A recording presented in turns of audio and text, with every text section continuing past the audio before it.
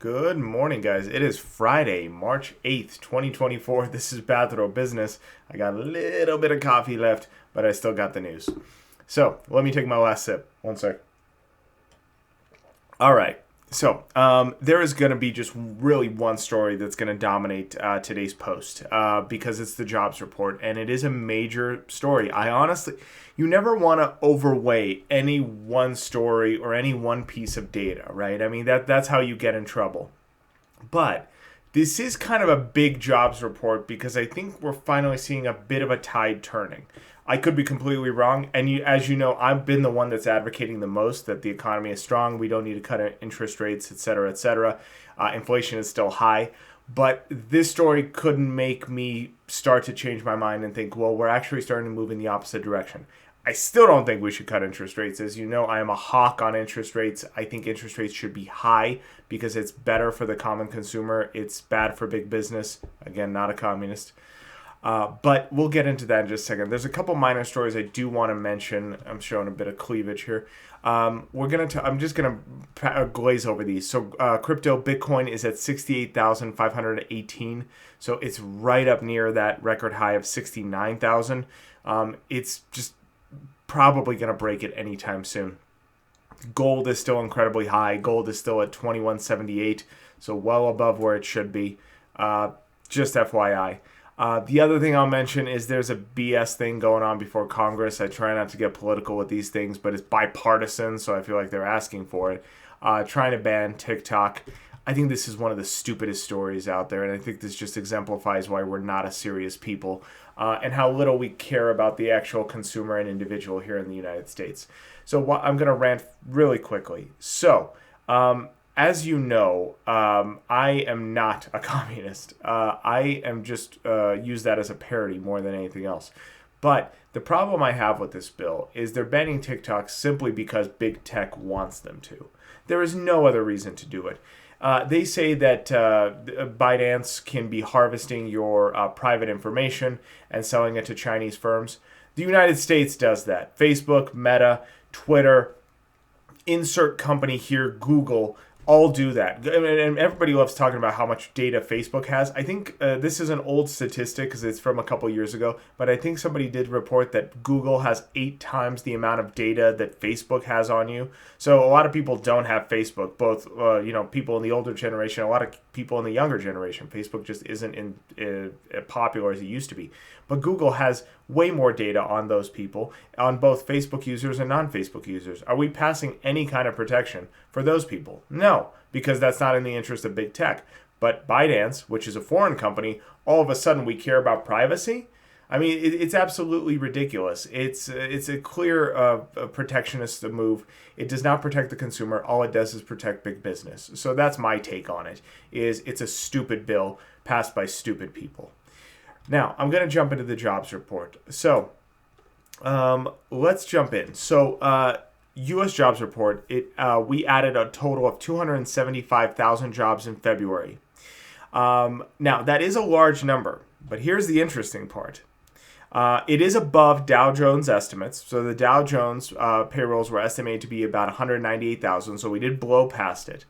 But for the first time in 2 years, unemployment has gone up. So we were at an unemployment rate of 3.7%, and we are up to 3.9% despite the jobs added. And we'll get into a few more of these numbers into the nuance of it. So this is an interesting number. Now, also the other thing we're going to mention is previous month's numbers were revised. This isn't unusual, but I think the revision is actually quite large. So in December, I reported there were 333,000 jobs added according to that labor report. That has now been revised to 290,000. So it's a revision of about 40,000 jobs. And similarly, in January, the revision was even greater. So in January, I reported 353,000 jobs added, but it was actually only 229. So that's a revision of about 120 something thousand jobs. That's a major revision. What we're seeing is almost a trajectory away from job growth, right? Despite the jobs being added, they're coming in slower progression. The numbers are getting lower, and then the revisions are getting more stark. Now, the other thing I want to highlight here is the details of the jobs that were added. So every time I've reported these numbers for the last year, hospitality has led the charge. They've been adding, tens of thousands over the course of the year, hundreds of thousands jobs to hospitality and leisure. That's not the case with this jobs report. The greatest leader was healthcare that's led it, and hospitality and leisure only added about 42,000. So that's the trailing number. Why this is important, this is my take on it. Where we're adding jobs kind of tells you the direction of the market, right? If hospitality and leisure is growing and jobs are being added, that means disposable income is being spent. Disposable income is high. People are feeling very comfortable. If hospitality and leisure is not accelerating, it doesn't necessarily mean the economy is doing bad, but it does say something about disposable income. So I think that is something to take away from here. In addition, we're going to talk about wage growth here in a second. But in addition, it's where the jobs were created. So a lot of these jobs are not full-time jobs. So the average job created was actually part-time positions. So that gives you an idea that employers are actually changing how they're hiring. They're essentially, if you're hiring for part-time positions, there's multiple things that could be happening. I don't want to create a blanket statement that affects everybody. But the way I interpret that is that they're pretty much at full capacity on employment, or at least have structured their business where they don't rely so much on full-time employees and can make do with part-time wages. Now, part-time wages are not only usually lower, but obviously don't get eligibility for benefits, etc. And I think that says something in how busy the businesses are as well. If they're adding jobs, but they don't need full-time capacity, it'll give you an idea that the fact that the business just simply aren't as busy as they used to be. Again, that's a bit of a blanket statement. We use part-time workers all the time, even when we're busy for overflow. But I think when you're taking all of these little factors into consideration, I think it does give you a little bit of a trajectory.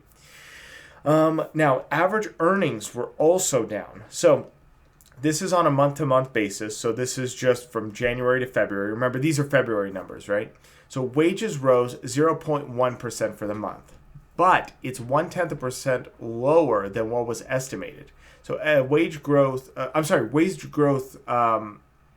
came in 0.1% under estimates. I totally misread that. Let me correct myself. So wage growth was estimated to be at 4.4% for the month, but it came in at 4.3%. Again, still good wage growth. That's not bad. All these things are bad, right? We added 275,000 jobs.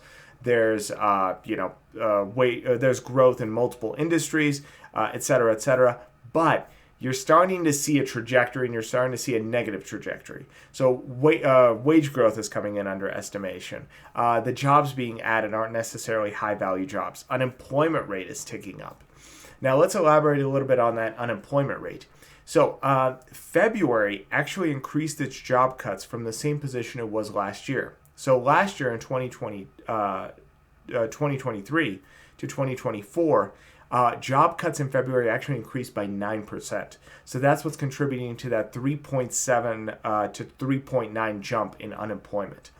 So these are not small things to look at. Again, I don't want to make blanket statements because it's very easy to say that, oh, this is the turning point, that's it, the economy is going in the opposite direction. But I think this is the first piece of data that's really persuading me to think, the jobs might finally be turning. It might actually be hitting a point where we're going to see a negative trajectory. That coupled with a lot of the retailers reporting that they're anticipating slower growth for the year, those are just, I don't take too heavily because that's just, a statement. Oftentimes you'll say that just to lower expectations with the hopes of being able to add sales and have a stronger stock jump. But I think a lot of these little factors here with this job report actually do contribute a lot to what we could be seeing. And also the other thing to consider, right? We revised January's job numbers by 120,000 essentially. Are we going to end up revising these job numbers in another month and find out that not only did we not actually have job growth, well, I shouldn't say not had job growth, but did our job growth actually come in below estimates? Because right now we were estimating 198,000 jobs. We added 275,000. So essentially that's 77,000 jobs that are up for debate. And on previous revisions, we have revised heavier. So I could come into you guys with a story in a month, sometime in April, and say, guess what? They just revised the February numbers, and we're at 190,000 jobs only added in February, which means we are below estimates, which is a major turning point, right? That will be, I think, the first time we've reported a story that job growth came in below estimates. So that would be a major turning point. That's pretty much it. That's what I kind of wanted to focus on was the jobs report, because I think it's a pretty powerful indicator of where we're headed. We'll see in the next coming days what happens. Again, don't take this too heavily, but take it into consideration with other stories that are going to be coming in the next couple weeks. I hope you guys have a great weekend. I will see you guys back here Monday morning.